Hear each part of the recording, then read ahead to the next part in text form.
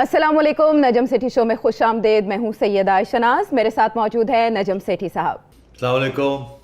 सबसे पहले हम बात करेंगे आज राना शमीम जो कि साबिक चीफ जज गिलगित बल्तिस्तान हैं, उनके खिलाफ तौहीन अदालत केस की समाअत में आज जो भी बातचीत हुई इस पर तबसरा तो नहीं किया जा सकता, लेकिन 13 दिसंबर की तारीख मुकर्रर की गई है उन पर फर्द जुर्म आयद करने के लिए, अगर वो असल एफिडेविट जमा नहीं कराते।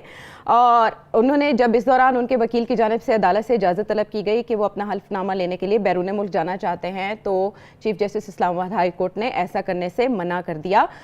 जो भी कार्रवाई है जिसका ताल्लुक अदालत से है या केस की नोयत से, हम उस पर तो सेठी साहब तबसरा नहीं कर सकते, लेकिन यहाँ पर सवाल ये पैदा होता है, फवाद चौधरी साहब से भी जब ये पूछा गया तो उन्होंने कहा कि मामला अदालत में है, अगर अदालत कोई ऑर्डर देती है तो हम नाम ECL में डाल देंगे। दूसरी तरफ कल अदालत ने ही एक ऐसी दरख्वास्त को रद्द कर दिया जो कि ये चाहती थी कि उनका नाम राना शमीम का ECL में डाला जाए। आपके ख्याल में जब वो खुद ये मान रहे हैं कि जो मतन है इस एफिडेविट का वो वही है जो उन्होंने वहाँ लॉकर में रखा है लंदन में, लेकिन सिर्फ हैरान वो इस बात पर हैं कि वो लीक कैसे हो गया, तो उनका नाम ECL में डालने की ज़रूरत है आपके ख्याल में? हाँ, देखिए, ये जज साहब ने तो यही कहा है ना कि ये हुकूमत का फ़ैसला होता है, उसको फिर चैलेंज करने के लिए आप अदालत आ सकते हैं, मगर अदालत ये नहीं कह सकती कि इसको आप ECL पे डालें। तो ये डिस्कशन जब हुई तो फिर मेरा ख्याल है अटॉर्नी जनरल साहब ने यही फ़ैसला किया कि अगर अदालत ये फ़ैसला नहीं करती तो हम जैसे हदायत है उनकी कि ये हुकूमत का फ़ैसला है, हुकूमत डाल दिया उन्होंने। अब यही होगा कि इसको चैलेंज किया जाएगा कि आपने क्यों डाला, क्या वजह है, वगैरह वगैरह, तो फिर ये अदालत के पास वापस आएगा। तो मेरा ख्याल है कानून के मुताबिक ही हुआ है जो कुछ हुआ है। हुकूमत ने ये फ़ैसला किया है कि उनको ECL पे डालना है। अब ECL पे डालने का मुझे समझ नहीं आई कि क्या ज़रूरत है उसको ECL पे डालने की। इससे कबल भी अगर वो साहब जो हैं राना साहब, अगर वो मुल्क से बाहर जाना चाहते तो अभी तक तो ECL पे नहीं थे। अभी भी हिदायत की गई है, इंटीरियर मिनिस्ट्री ने फ़ैसला करना है कि इसको डालना है कि नहीं डालना, और फिर वो चैलेंज भी हो सकता है। तो इतनी बड़ी कंटेम्प्ट ऑफ कोर्ट एप्लीकेशन में एक केस में मेरा ख्याल है पहली दफ़ा ऐसे है कि हुकूमत ने किसी को कहा है कि अदालत में कि आप ECL पे डाल दें। आम तौर पे तो अगर ये कंटेम्प्ट ऑफ कोर्ट है तो ये मामला है हुकूमत का और राना साहब के दरमियान। इसमें अदालत का और राना साहब के दरमियान कंटेम्प्ट ऑफ कोर्ट है। ये कोई क्रिमिनल केस नहीं है जिसके अंदर गवर्नमेंट ने इल्ज़ाम कोई लगाया है। तो इसमें गवर्नमेंट की कार्रवाई कहाँ से आ गई? अगर किसी ने कार्रवाई करनी है तो वो अदालत करेगी। तो मुझे समझ नहीं आई कि किस बेसिस के ऊपर अटॉर्नी जनरल साहब ने ये फ़ैसला किया है, क्योंकि हुकूमत is not involve in this. ये तो केस अदालत का है और राना साहब का है, तो कंप्लेनेंट तो अदालत है। तो इसलिए मैं समझता हूँ कि ये बिल्कुल ही फजूल सी बात है, कम प्रेशर डालने की बात है। मेरा ख्याल है आपको पता ही है कि राना साहब ने वैसे भी कहा है कहीं कि उनके ऊपर बड़ा प्रेशर है और कुछ लोग उनको गाड़ियों में चेस करते हैं, पीछा करते हैं, so on and so fourth. हाँ, लेकिन यूके में उनके पोते को हरास करने की भी बात उन्होंने की कि उन्हें वहाँ किया जा रहा है। तो यहाँ पर ये ऑप्शन भी दिया गया कि पाकिस्तानी हाई कमीशन में आप जमा करा दें, वहाँ से एफिडेविट जो है अगर आप चाहते हैं पाकिस्तान लाना। लेकिन सेठी साहब, जब उनसे ये बात की जा रही थी तो उन्होंने कहा कि मैं जिस वाक़े का तस्करा कर रहा हूँ वो गिलगित की हदूद में हुआ, पाकिस्तान से वो बाहर है, लेकिन वो हक़ाइक़ पर निसार साहब जो साबिक चीफ जस्टिस है उनका सामना करने को तैयार है। आपके ख्याल में किसी मोड़ पे ये ज़रूरत पेश आएगी कि साबिक चीफ जस्टिस को भी बुलाया जाए? देखिए, मेरा तो ये ख्याल था कि ये कंटेम्प्ट ऑफ कोर्ट का तो केस बनता ही नहीं है।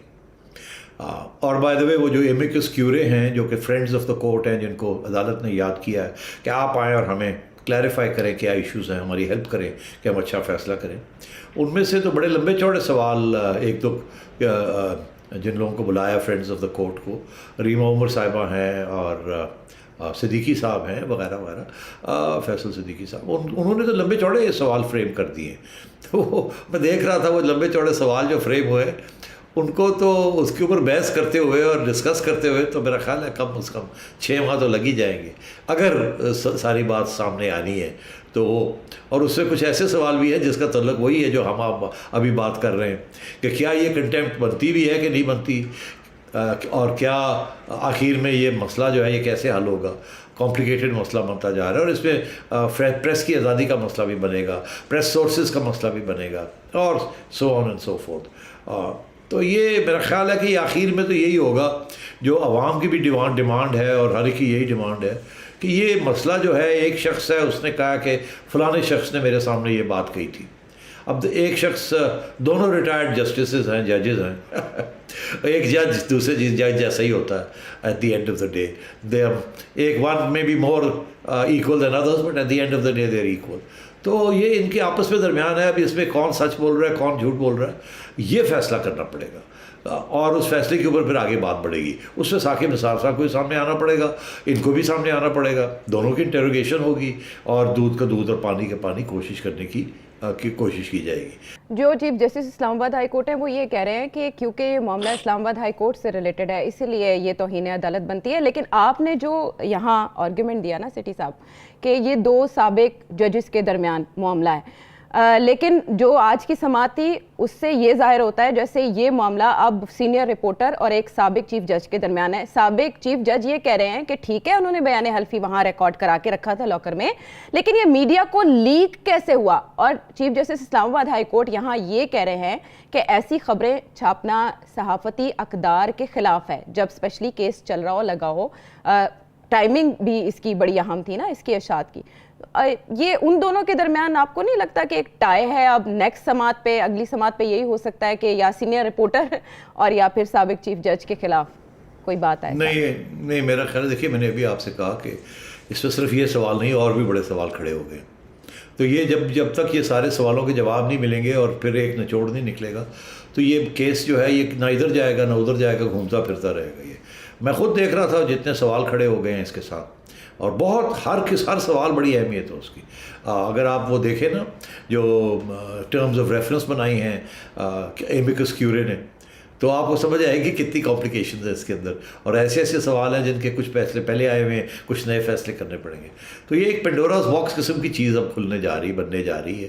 اور یہ کنٹیمپٹ آف کورٹ جو ہے وہ اس میں صرف ایک حصہ ہے اس کا.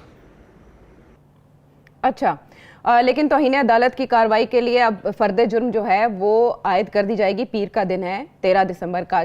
اگر تو ایفیڈیوٹ آ گیا اور وہ وہی ہوا جو وہ کہہ رہے ہیں اس کے مطابق ہی ہوا تو ہم یہ سمجھتے ہیں توہین عدالت کی سزا نہیں ہوئی. لیکن اگر ہو جاتی ہے سیٹھی صاحب توہین عدالت کی سزا، تو اس سے جو یہ بیانیہ نون لیگ بلڈ کر رہی تھی کہ ان کو نواز شریف صاحب کو ایک سازش کے تحت ہٹایا گیا حکومت سے، اس پر کتنی ضرب پڑے گی؟ اور ان کے جو مقدمات اپیلیں چل رہی ہیں اس پر کیا اثرات ہو سکتے ہیں اس کے؟ دیکھیے میں سمجھتا ہوں کہ توہین عدالت کا کوئی تعلق نہیں ہے اس کی سچائی یا جھوٹ میں. اس کے اوپر تو فیصلہ نہیں ہونے جا رہا نا. فیصلہ تو یہ ہونے جا رہا ہے کہ آپ نے یہ خبر شائع کر کے عدلیہ کی عزت کو اچھاڑا ہے. تو اب بات یہ ہے کہ اس سے ساتھ سیاسی جو بیانیے چل رہے ہیں وہ تو اس میں کوئی فرق نہیں پڑے گا. انفیکٹ میرا خیال ہے جوڈیشری کا نقصان ہو جائے گا اس میں. وہ لوگ یہ کہیں گے کہ جوڈیشری چھپانے کی کوشش کر رہی ہے اصلی بات کو. کیوں نہیں ثاقب نثار کو سامنے لے کے آتے؟ کیوں نہیں ان دونوں کو کھڑا کرتے کٹہرے میں؟ کیوں نہیں ان سے پوچھتے؟ تو یہ کیا بات ہوئی کہ آپ نے ایک کی زبان بند کرنے کی کوشش کر دی؟ تو میں سمجھتا ہوں کہ اس میں بڑا سوچ سمجھ کے آگے چلنا چاہیے. اس وقت عوام کے اندر ایک بیانیہ ہے جو میں سمجھتا ہوں میجورٹی بیانیہ ہے، وہ یہ کہ عدلیہ جو ہے وہ سیاسی طور پہ بہت کچھ اس ملک میں ہوا ہے. وہ پہلے کی باتیں چھوڑ دیں. اس ملک میں جس طریقے کے ساتھ نواز شریف صاحب کا جو عدلیہ کا سینئر عدلیہ کا رویہ، خصوصاً کچھ ججز کا، اس کے اوپر تو بہت کچھ باتیں ہو چکی ہیں، اور دن بدن دلیری کے ساتھ لوگ باتیں کر رہے ہیں. اور تو یہ رکے گا نہیں ایسے. یہ اسی سے سٹیج پہ رکے گا جب آپ اس کو سامنے لائیں گے اور دھلائیں گے اس کو، اور پھر پتہ چلے گا کیا بات ہوئی. اس کو چھپانے کے ساتھ، اس کو لڈ اوپر لگانے کے ساتھ، ڈائیورٹ کرنے کے ساتھ، یہ ڈائیورژن ہے یہ میرے حساب سے کنٹیمپٹ آف کورٹ. آپ کا خیال ہے عدالتیں جو ہے اپنی عزت اس طریقے سے کراتی ہیں؟ عدالتیں اپنی عزت اپنی ججمنٹ سے کراتی ہیں، یہ نہیں کہ کسی کی زبان بند کرنے سے کراتی ہیں. 13 دسمبر کی سماعت پہ ہم نظر رکھیں گے اور اس پر پھر آپ کا تبصرہ جانیں گے فرد جرم عائد ہونے کے بعد. یہاں پر جب आगे बात हम बढ़ा रहे हैं तो नवाज शरीफ साहब के केसेस की जब बात हो तो साथ ही आसिफ अली जरदारी साहब पे जो केसेस हैं, आसिफ अली जरदारी साहब भी हमें याद आ जाते हैं, तो ज़रा उनका तस्करा कर लेते हैं कि वो बड़े अरसे खामोश रहे, छोटी मोटी बात, छोटा मोटा कमेंट करते थे जो कि हेडलाइंस की जीनत बनता था, लेकिन अब उन्होंने दबंग अंदाज में ईंट से ईंट बजाने की बात की, वो भी लाहौर में बैठकर। किसकी ईंट से ईंट बजा रहे हैं वो ज़रा आपको ये सुनवाते हैं। कॉन्स्पिरेसी की वजह से एक खतरे में है, दुनिया पाकिस्तान को तोड़ना चाहती है और हमने अहद किया हुआ है पाकिस्तान बचाने का। हम पाकिस्तान के लिए लड़ेंगे, पाकिस्तान को बचाएंगे और कामयाब मुल्क आपको बनाएंगे। पाकिस्तान बचाएंगे, जरदारी साहब पाकिस्तान खप्पे का एक बार फिर नारा बुलंद कर रहे हैं। ये सेठी साहब इन्होंने ये भी कहा है कि बहुत से लोग ऐसे हैं जो पाकिस्तान में नहीं मरते, हम वो हैं जो पाकिस्तान में जीना मरना है इनका। ये किसकी पिच पे जरदारी साहब खेल रहे हैं? ये तो जीतने वाले से ज़्यादा खुश हैं NA 133 में।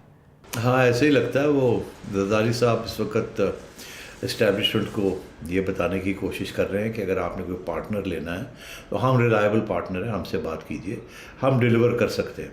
और याद रहे कि एक वक्त था जबकि जरदारी साहब मोहतरमा की वफ़ात के बाद, शहादत के बाद, जरदारी साहब से लोग समझते थे सिंध में स्पेशली कि जरदारी साहब बड़ी हार्ड लाइन लेंगे, मगर जरदारी साहब ने उस वक्त भी वो लोग जो कि इस्टेब्लिशमेंट के ख़िलाफ़ थे इनकी सियासी जमात में, जो इस्टेब्लिशमेंट के ऊपर तनकीद कर रहे थे और इल्ज़ाम लगा रहे थे, जरदारी साहब ने उस वक्त भी उनको रोका। और उस वक्त भी जरदारी साहब ने कहा पाकिस्तान खप्पे, जैसे अभी आपने कहा।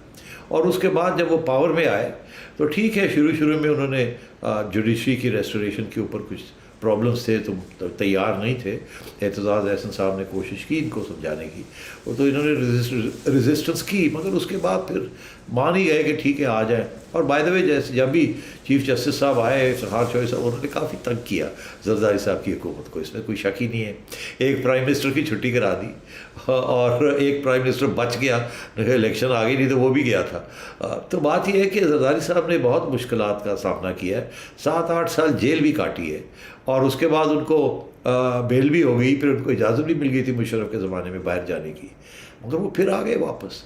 तो मतलब ये है कि ये तो इसमें तो कोई शक ही नहीं है कि वो यहीं रहना चाहते हैं और यहीं उनका फ्यूचर है। और उन्होंने अपने ख़ानदान को भी तैयार कर लिया है कि मोहतरमा के बाद उनको आना पड़ा, मगर उसके बाद बिलावल तैयार है अब। तो वो ये इस चीज़ के ऊपर डटे हुए हैं और मेरा ख्याल है उन्होंने किसी स्टेज पे भी जरदारी साहब ने इस्टेब्लिशमेंट को धक्का लगाने की कोशिश नहीं की या कमज़ोर करने की कोशिश नहीं की, बिकॉज़ वो खुद समझते हैं कि वो एक रीजनल लीडर हैं। मोहतरमा के जाने के बाद पहले एक इलेक्शन जीते, उसके बाद तो वो जेन्युइनली हार गए और वो चाहेंगे मेन स्ट्रीम में आने की कोशिश करेंगे, हर किस्म की कोशिश करेंगे, और उन्होंने करके दिखा दिया। वो 32,000 वोट लेना कोई छोटी बात तो नहीं थी, जहाँ 5 साल पहले आपने 5-6 हज़ार वोट लिए थे। और बिल्कुल जरदारी साहब जो हैं वो इस वक्त लाहौर आके जो बैठे हुए हैं और जो स्पीच उन्होंने दी है, मुझे समझ आती है कि उनके जहन में क्या बात चल रही है। और वो 2013 के इंतखाब को एक बार फिर RO के इलेक्शन कह रहे थे और NA 133 की बात करते हुए उन्होंने नून लीग पर इल्ज़ाम आयद किया कि नवाज शरीफ साहब ने हलकों में रद्दोबदल किया है, जहां उनका वोट बैंक ज़्यादा है वो थोड़ा चेंज किया है कॉन्स्टिट्यूंसी। और फिर वो ये कह रहे हैं कि कुछ लोग पाकिस्तान में मरना नहीं चाहते। ये बात वो किसकी कर रहे हैं सेठी साहब? कौन पाकिस्तान में नहीं मरना चाहता? क्योंकि शरीफ ख़ानदान की जितनी अभी वफ़ात हुई हैं वो तदफीन तो पाकिस्तान में ही की गई है उनकी, और बाकी जो हयात है अल्लाह उन्हें ज़िंदगी दे, वो किस पे तंज कर रहे हैं? मेरा ख्याल है वो तंज मियाँ साहब पे कर रहे हैं, क्योंकि जब यहाँ थे वो अस्पताल में और जेल में उनकी तबीयत बड़ी ख़राब थी, तो इसलिए फिर उनको बाहर भेजा गया और वो उस वक्त तक वापस नहीं आएंगे जब तक मेरा ख्याल है कि सूरत हाल ऐसी सियासी तौर पे नहीं बनती जिसमें उनका ख्याल है मियाँ साहब का कि उन्हें फेयर प्लेइंग फील्ड मिले और उनके ख़िलाफ़ कोई नाजायज़ कार्रवाई ना हो, क्योंकि उनका ये मौक़िफ़ रहा है कि उनके साथ बड़ी ज़्यादती हुई है। हाँ, लेकिन ऐसी जिलावतनी तो मोहतरमा भी काट चुकी हैं, आसिफ अली जरदारी भी वक्तन फ़वक्तन बाहर जाते रहे, जैसे मियाँ साहब बाहर गए, तो उनके बयान से तो परवेज़ मुशर्रफ साहब की तरफ भी इशारा हो सकता था, कायद MQM की तरफ भी इशारा हो सकता था। सेठी साहब नून लीग ही सही कह रहे हैं, सही कह रही हैं, बिल्कुल सही कह रही हैं। ठीक है, ब्रेक के बाद हम वापस आते हैं।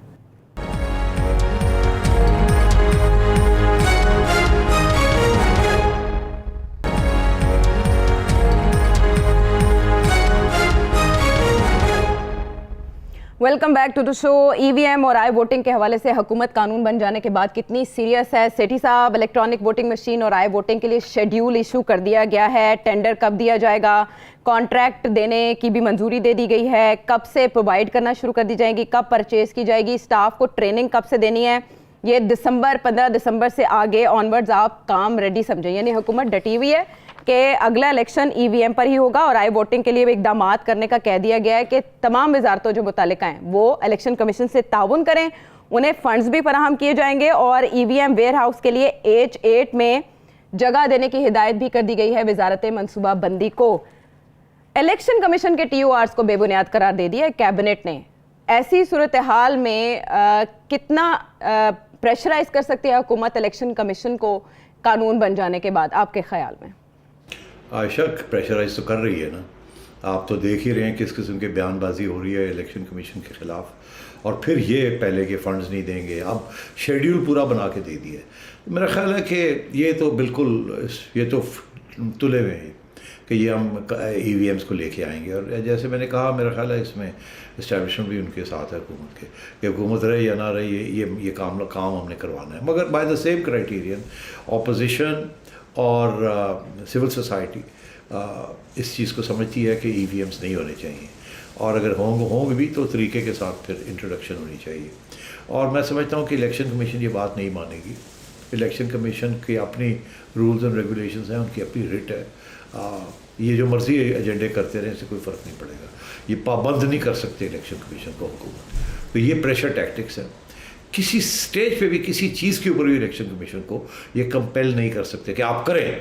ये एक प्रेशर टैक्टिक है और ये प्रेशर टैक्टिक कामयाब नहीं होगा। इलेक्शन कमीशन ने ऑलरेडी बहुत से एतराज़ किए हैं और वो बिल्कुल इस एजेंडे के ऊपर नहीं चलेंगे, ये मेरी इतला के मुताबिक और मेरी असेसमेंट यही है, क्योंकि इलेक्शन कमीशन कन्विंस्ड है। उन्होंने जो इंटरनेशनल एक्सपर्ट्स को कंसल्ट किया है और पाकिस्तानी एक्सपर्ट्स को जो कंसल्ट किया है, और ये वाज़ेह है कि ये बिल्कुल एक फ्रॉडुलेंट किस्म का ये एजेंडा है और इसके साथ इलेक्शन रिग होनी है और तबाह हो जाएगी इलेक्शन, बिकॉज ये इम्प्लीमेंट ही नहीं कर सकेंगे, ये ट्रेनिंग ही नहीं कर सकेंगे, ये इसकी सफाई के साथ हो ही कुछ नहीं सकेगा, ये हर स्टेज पे ये एजेंडा टूट जाएगा। तो इसलिए मेरा ख्याल है कि ये सारे प्रेशर टैक्टिक्स और ये कामयाब नहीं होंगे।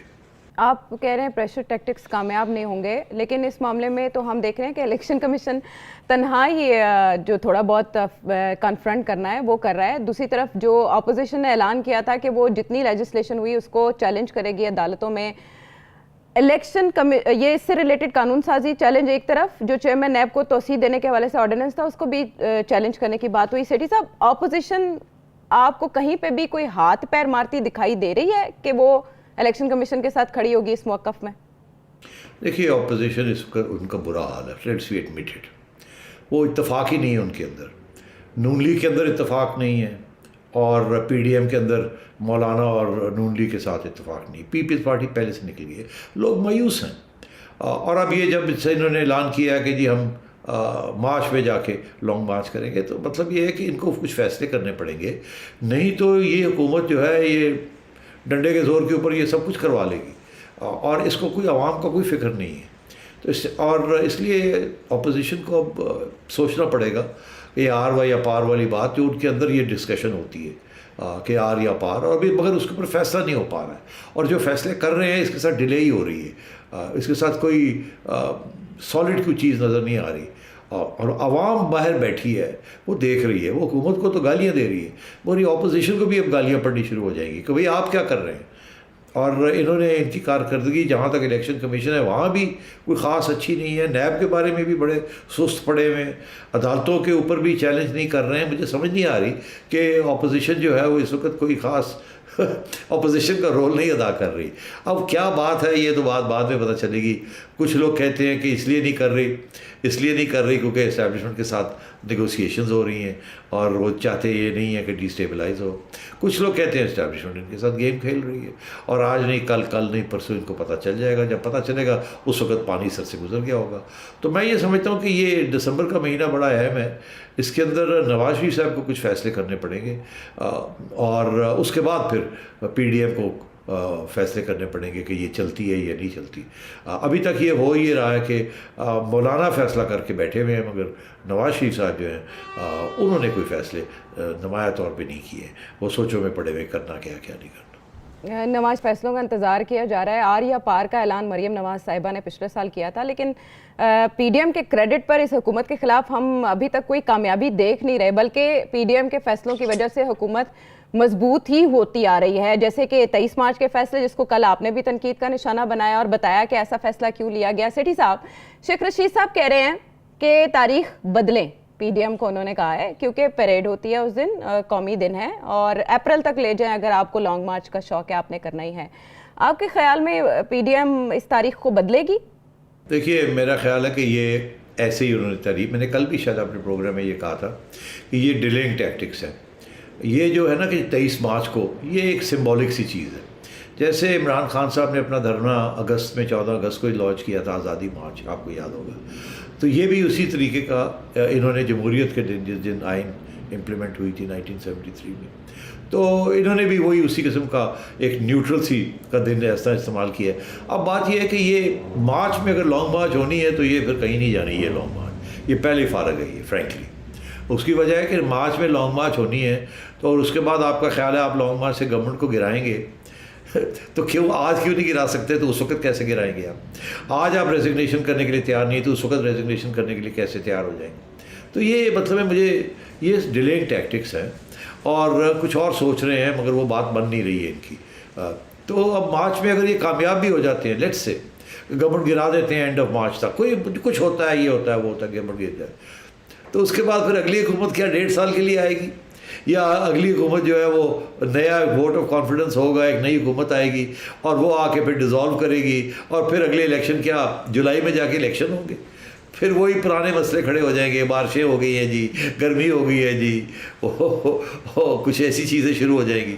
تو بات یہ ہے کہ یہ 23 مارچ میں آج آپ کو کہہ رہا ہوں، یہ یاد رکھیے گا، یہ 23 مارچ کو لانگ مارچ نہیں ہوگی.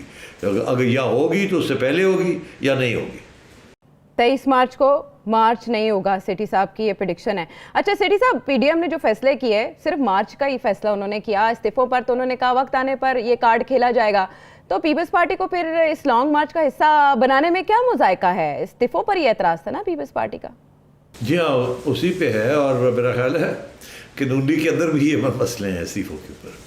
پہلے تو یہ تھا نا کہ پی ڈی ایم کے اندر ایک طرف یہ لوگ تھے اور دوسری طرف پیپلز پارٹی تھی. اب میرا خیال ہے کہ نون لیگ کے اندر بھی ایشوز ہیں. سارے لوگ اتفاق نہیں کرتے کہ ریزگنیشن دینے چاہیے کہ نہیں، کیونکہ پھر اگلے سوال کھڑا ہو جاتا نا کہ اگر ریزگنیشن کے ساتھ آپ حکومت کو نہیں گرا سکتے تو پھر آپ کہاں جائیں گے؟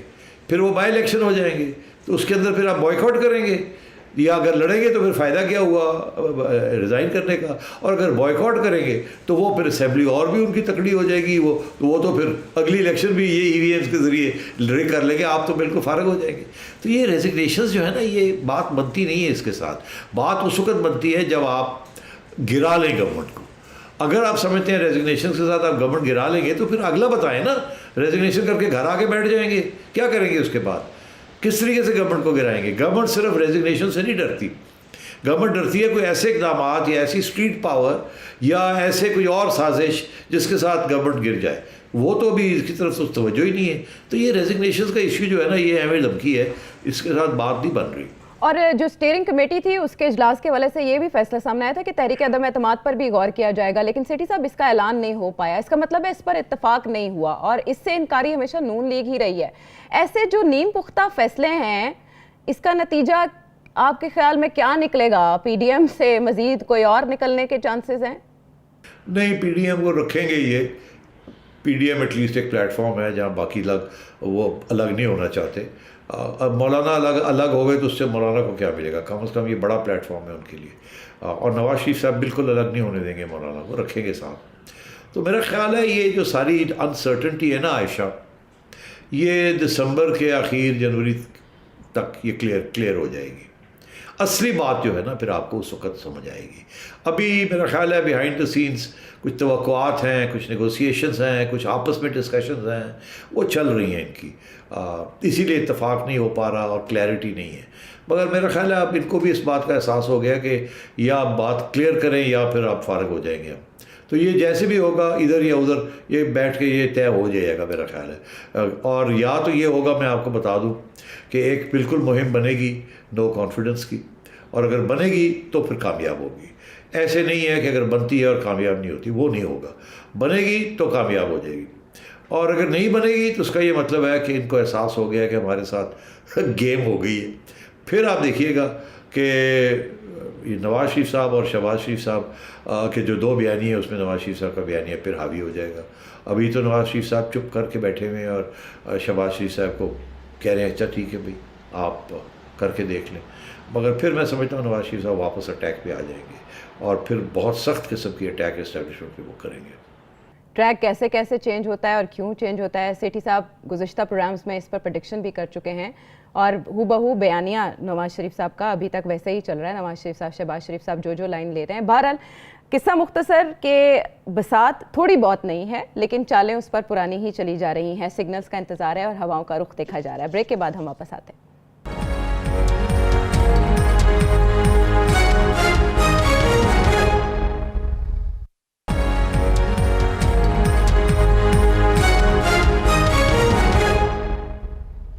ویلکم بیک ٹو دا شو. بات کچھ کرکٹ سے ریلیٹڈ کریں گے کیونکہ ایشو ایسا ہے جو کہ عدالت میں چلا گیا ہے. پی سی بی کی جانب سے قومی ٹیم کی سیریز کے نشریاتی حقوق کسی پرائیویٹ چینل کو دینے کے مسئلے پر پی ٹی وی جو کہ ہمارا سرکاری ٹی وی ہے، اس نے chairman P C B Rameez Raja کو قانونی نوٹس بھجوایا ہے. سیٹھی صاحب جو اس کی ڈیٹیلز ہیں اس میں یہ بتایا جا رہا ہے کہ پہلے معاہدہ پی ٹی وی کے ساتھ کیا گیا تھا، لیکن بعد میں حقوق کسی اور کو دینے کی کوشش کی گئی اور اس پہ عدالتی جنگ چل رہی ہے. ایسا کیوں کیا رمیز راجہ صاحب نے، اور کیا ان کی چیئرمین شپ اس معاملے پر خطرے میں پڑ سکتی ہے؟ یہ بڑا امپورٹنٹ سوال ہے. میں آپ کو تھوڑی سی بیک گراؤنڈ بتا دوں. یہ امپورٹنٹ چیز ہے کہ یہ پہلی دفعہ یہ اس قسم کا معاہدہ احسان مانی صاحب کے زمانے میں یہ ہوا کہ جس میں ساری یہ رائٹس تھی، کمرشل رائٹس جو تھی پی ٹی وی کو دے دی گئی، اور پی ٹی وی کے ساتھ ایک نیا پارٹنر کھڑا کر دیا گیا، اور وہ پارٹنر تھا کیبل آپریٹرز کا جو تنظیم ہے، کیونکہ کیبل کے ذریعے بہت سی ڈسٹریبیوشن ہونی تھی، اور کیونکہ $200 ملین کی یہ بات کر رہے تھے تو یہ پی ٹی وی تو دے نہیں سکتا تھا کیونکہ کمرشل اتنی اس کی ویلیو نہیں تھی. مگر انہوں نے کہا کہ یہ جو کیبل آپریٹرز ہیں یہ جہاں جہاں یہ دکھائیں گے تو اس میں ہم ان سے بھی پیسے لیں گے، اور انہوں نے یہ 3 وے ایگریمنٹ کی تھی. اس ایگریمنٹ کے پیچھے دو اہم شخصیات تھیں جنہوں نے یہ ایگریمنٹ کروائی تھی. یہ ایگریمنٹ کروائی تھی prime minister of Pakistan Imran Khan صاحب نے، اور عاصم باجوہ صاحب جو اس وقت سپیک کے ہیڈ تھے، مگر ایک زمانے میں اس وقت وہ پرائم منسٹر کے میڈیا ایڈوائزر بھی تھے. تو ان کے ہوتے ہوئے یہ پورا ایک فنکشن ہوا جہاں یہ معاہدہ کیا گیا، اور ہم سب جو ہم اندر کی بات جو جانتے ہیں پی سی بی کے بارے میں، ہم سب نے یہ کہا کہ یہ بالکل حماقت ہے، یہ نہیں چل سکتا، آپ کو یہ پیسے نہیں ملیں گے. اس کی 2 وجوہات ہیں پی سی بی والوں. ایک تو یہ کہ پی ٹی وی ڈیفالٹ کرے گا. P T V already default میں ہے، انہوں نے اربوں روپے لوگوں کے دینے ہیں، اور حکومت سے اتنے پیسے نہیں ملتے، اور وہ معاملے چل رہے ہیں. انہوں نے بھی انٹرنیشنل چینلز کے بھی پیسے دینے ہیں، تو وہ آپ کو کہاں سے یہ پیسے دیں گے؟ میں نے خود پی ٹی وی کے ساتھ اپنے دور میں نیگوسیشن کی ہے. وہ تو 8-10 کروڑ روپیہ نہیں دے سکتے. ان کے پاس تو اس قسم کی پرابلمز ہیں، ان کے جو اتنے خرچے ہیں اور مائنس میں وہ جا رہے ہیں. وہ کہاں سے وہ پیسے آئیں گے؟ وہ کھا جائیں گے، وہ آپ کو نہیں ملے گا کچھ بھی، اور کوئی نہ کوئی وجہ بن جائے گی. تو یہ پی ٹی وی تو ایک ایسا ادارہ ہے جس کے کمرشل بالکل جسے کہتے ہیں نا کہ جیسے باقی اسٹیٹ اونڈ انٹرپرائزز ہیں وہ لاس میں ہیں، تو وہ آپ کو پیسے کہاں سے دے گا؟ اسی طرح وہ جو کیبل آپریٹرز ہیں وہ تو انہوں نے تو یہ آج تک کسی کو ایک دھیلا نہیں دیا. وہ تو سارا کچھ ان کا کچے میں ہوتا ہے، best frankly to be honest. تو اب بات یہ ہے کہ ان کے ساتھ آپ یہ معاہدہ کر رہے ہیں. تو یہ سارا ڈرامہ تھا، اور یہ بالکل غلط قسم کے فیصلے ہوئے. یہ جو نارمل فیصلے ہوتے ہیں کہ آکشن کیے جاتے ہیں اور کمرشل لوگوں کے ساتھ یہ بات ہوتی ہے. اگر پی ٹی وی نے حصہ دینا ہے، لگانا ہے، تو کسی کمرشل اینٹی کے ساتھ لگائے. پرانے زمانے میں 10 اسٹار 10 اسپورٹس کے ساتھ لگاتے تھے، سونی کے ساتھ کرتے تھے، مل کے آتے تھے، سو آن اینڈ سو فورتھ. اور نہیں تو کوئی اور لے جاتا تھا تو ان کے ساتھ وہ بعد میں اپنا معاہدہ کر لیتا تھا کہ اتنا ہم آپ کو دیں گے رائٹس، اور آپ پھر اتنے جنریٹ کریں گے. یہ ان کے آپس میں پرائیویٹ چیزیں ہوتی تھی. پی سی بی اس قسم کی 3 وے نانسنس کے اندر آج تک کبھی نہیں گیا. یہ پہلی دفعہ تھی، اور پتہ نہیں کس قسم کا پریشر تھا، عمران خان کی طرف سے یا آصف باجوہ کی طرف سے یا احسان مانی صاحب جو ہے انہیں پتہ ہی نہیں تھا کرنا کیا نہیں کرنا، اور انہوں نے کہا ڈر لگتا ہے کہ اگر میں نے کوئی اوپن ٹینڈرنگ کر دی یا کچھ کر دیا تو کل کو نیب میرے پیچھے نہ آ جائے، تو بہتر یہی ہے کہ حکومت کے ساتھ ہی کیا جائے تاکہ سارے اس میں ملوث ہو جائیں. He didn't know anything about commercial interest, اور اسی لیے یہ سارا کچھ ہوا. اب وہ سامنے آ گئی بات، پی سی بی بینکرپٹ ہو جائے گا، یہ اس کا اثاثہ ہے، زبردست قسم کے اثاثے ہیں اس کے، یہی تو اس کی ایک انکم سورس ہے. اور اب جا کے وہ پھنس گئے ہیں یہاں.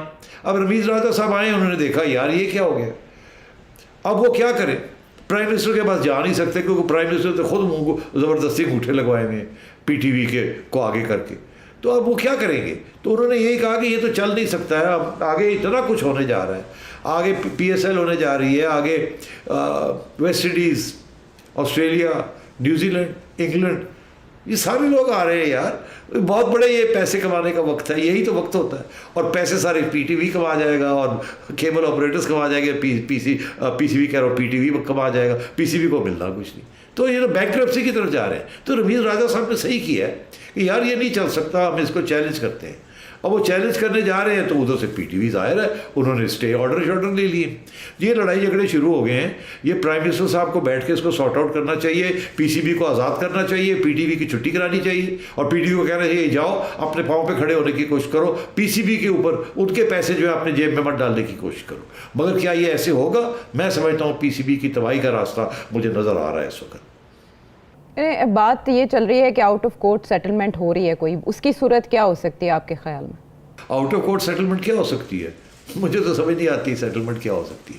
پیسے کی بات ہے، پی ٹی وی کیا گارنٹی دے سکتا ہے کہ جتنے پیسے ہیں یہی ہوگی نا کہ جی ہم یہ 3 وے جو ہے ہم نے پیسے لینے ہیں آپ سے، ہمیں کوئی گارنٹیز دیں کہ یہ پیسے آپ ہمیں دیں گے، تو وہ کہاں سے دیں گے؟ ان کے پاس تو پیسے ہی نہیں ہیں پی ٹی وی کے پاس. تو کوئی ڈھونڈنا پڑے گا، کوئی پارٹنر پی سی بی کو، اس کو پی ٹی وی کو، کیونکہ رائٹس اب وہ لے لیے انہوں نے.